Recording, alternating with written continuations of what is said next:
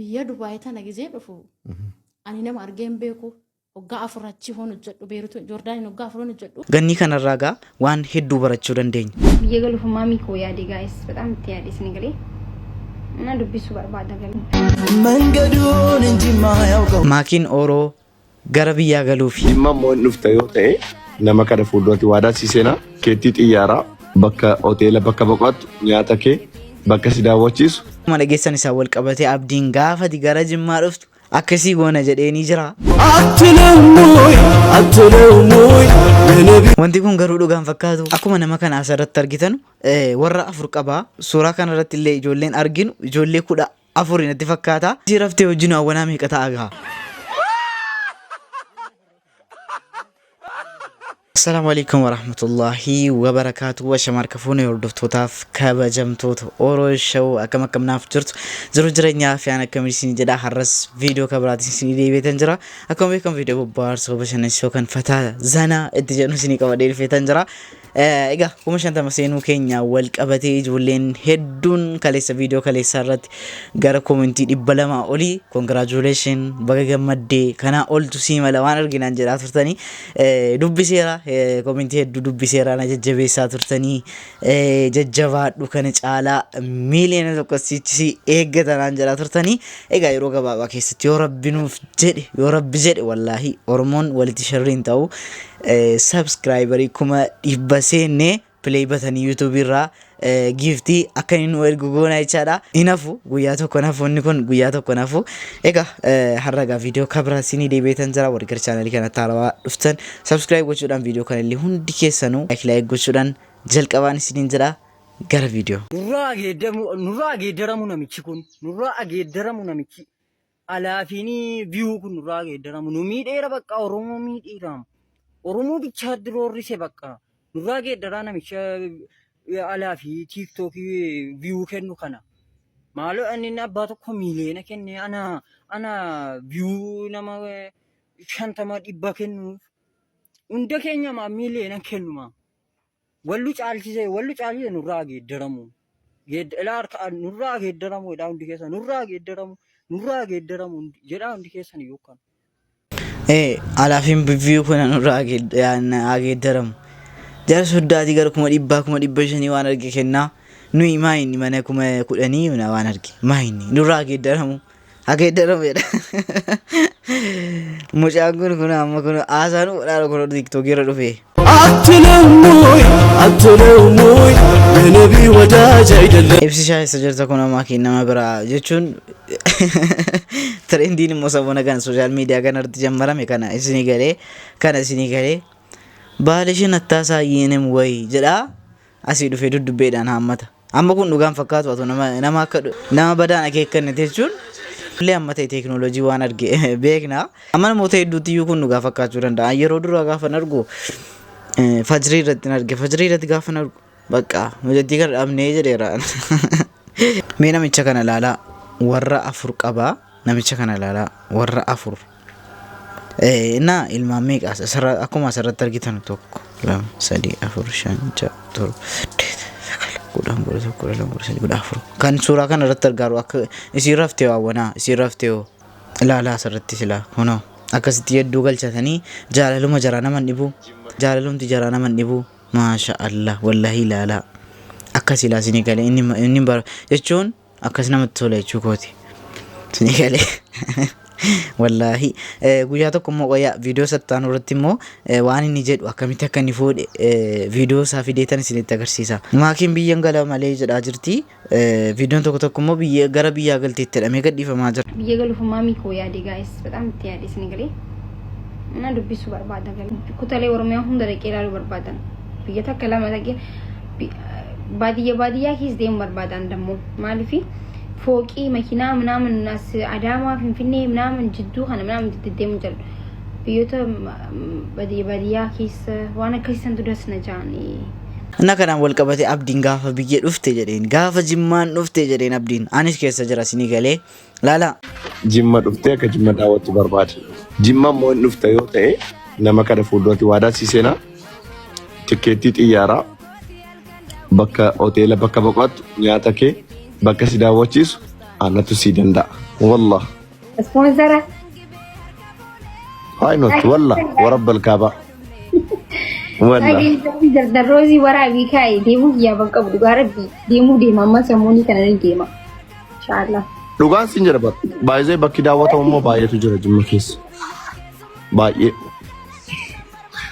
namni keessummoo baay'ee sooshaal miidiyaa influensaris haa ta'u gaazexeessaas haa ta'u nama Oromoo biratti jaallatamu namooti gara Jimmaa yeroo dhufu hooggantoonni godinaas hooggantoonni magaalaas kan Jimmaa baay'ee nama kabaju walla sooshaal miidiyaa influensariin baay'ee nu biraacha inni feeraa maybe warri visit Oromiyaan baay'een isaanii yeroo dhufanu sirrumatti yeroo dhufan sirriitti keessummeeffamu ati immoo our special guest jennee minxaafii diimaa afneessisiman atumaan kottu. Wayne Jimmaatiyaa amma gaafa. Akkuma dhageessan abdiin akka ittiin sisimadda jedhee qaalii galeeraa fi kottu asirratti immoo koomentiin tokko waan jedha Jimmaa hin naqxu garuu yoo du'uu feete malee waan arge jedha. Baay'ee uummanni Jimmaa akka inni jaalala beeku akka inni kabaja namaa qabu akka inni itti simannaa namaa beeku gaafa dhuftan beektu haasaadhaan miti isinii galee kottaa nu bira isin simanna anfa isin simadha gaafa Jimmaa keessa bohaaruu fataa jechuu sababa garaagaraatiin gaafa dhuftan naa bilbila isin eegaan fataan isin godhaan isin keessattuu chiikota eenyuun ni jedhe amma dhiira atau cubbunan dubbachiisnaa sin cubbunan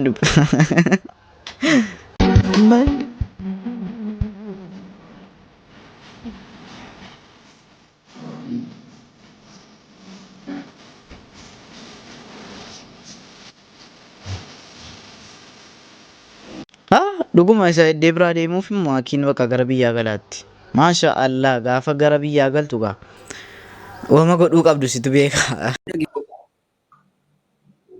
Tarii yoo nama dhibba sitti ta'an edeniini amaddiin. Sirriidha yaadni keessan anamma mataa kootiin jechuudha dhaggeeffadhaa sitti hima. Waraana na eeguun barbaada. Maaliif akka mootummaatti? Maaliif waan inni akka dubbadhuuf uummanni kun nan jaallatu. Anis akkasuman jedhe barsiifee eegumsi barbaachisaadhan jedheen.